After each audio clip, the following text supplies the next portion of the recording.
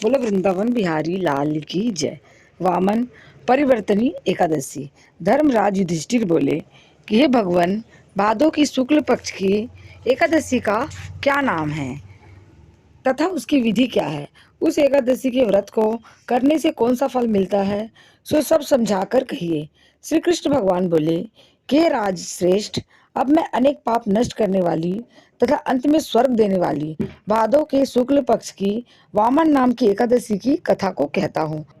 आप इसे ध्यान पूर्वक सुने। इस एकादशी को जयंती एकादशी भी कहते हैं।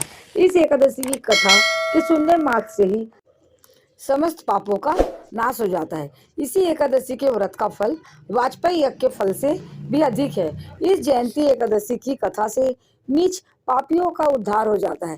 यदि कोई धर्मपरायण मनुष्य एकादशी के दिन मेरी पूजा करता है तो मैं उसको संसार की पूजा का फल देता हूँ। जो मनुष्य मेरी पूजा करता है उसे मेरे लोक की प्राप्ति होती है, इसमें किंचित मात्र भी संदेह नहीं है।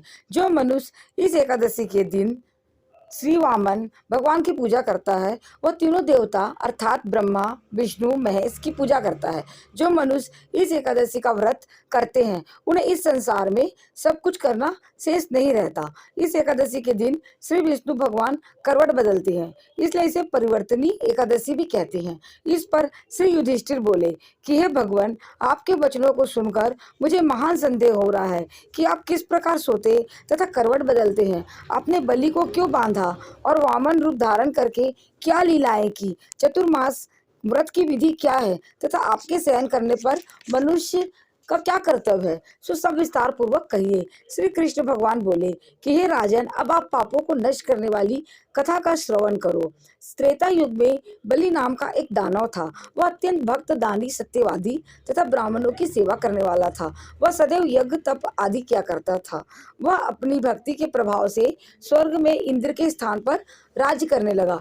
इंद्र तथा अन्य देवता इस बात को सहन न कर सके और भगवान के पास जाकर प्रार्थना करने लगे। अंत में भगवान ने वामन रूप धारण किया। मैंने भगवान तेजस्वी ब्राह्मण बालक रूप में राजा बलि को जीता। इस पर राजा युधिष्ठिर बोले कि हे जनार्दन, आपने वामन रूप धारण करके उस बलि को किस प्रकार जीता, यह सब विस्तार पूर्वक समझाइए। श्री कृष्ण भगवान बोले कि हे राजन, मैंने वामन रूप धारण करके राजा बलि से याचना की कि हे राजन, तुम मुझे 3 पैर भूमि दे दो, इससे तुम्हारे लिए 3 लोक दान का फल प्राप्त होगा।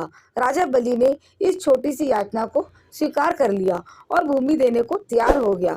तब मैंने अपने आकार को बढ़ा दिया और भूलोक में पैर, भुवन लोक में जंघा, स्वर्ग लोक में कमर, महालोक में पेट, जन लोक में हृदय, तप लोक में कंठ और सत्य लोक में मुख रखकर अपने सिर को ऊंचा उठा लिया।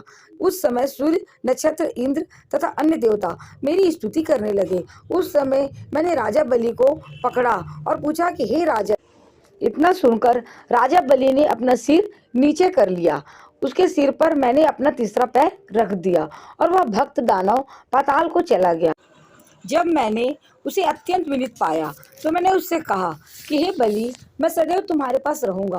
भादों के शुक्ल पक्ष की परिवर्तनी नामक एकादशी के दिन मेरी एक प्रतिमा राजा बलि के पास रहती है और एक क्षीर सागर में शेष नाग पर शयन करती रहती है। इस एकादशी को विष्णु भगवान सोते हुए करवट बदलते हैं। इस दिन त्रिलोकी के नाथ श्री विष्णु भगवान की पूजा की जाती है। इसमें चावल और दही सहित चांदी का दान किया जाता है। इस दिन रात्रि को जागरण करना चाहिए। इस प्रकार व्रत करने से मनुष्य समस्त पापों से मुक्त होकर स्वर्ग लोक को जाता है। वह स्वर्ग लोक में जाकर चंद्रमा के समान सदैव प्रकाशित रहते हैं। उनको इस लोक तथा परलोक दोनों में यश मिलता है। जो इन पापों को नष्ट करने वाली कथा सुनते हैं उन्हें यशोमेध यज्ञ का फल मिलता है। बोलो कृष्ण भगवान की जय। प्यारे भक्तों, यदि आपको हमारी कथा अच्छी लगी हो तो लाइक, शेयर और सब्सक्राइब जरूर करिए।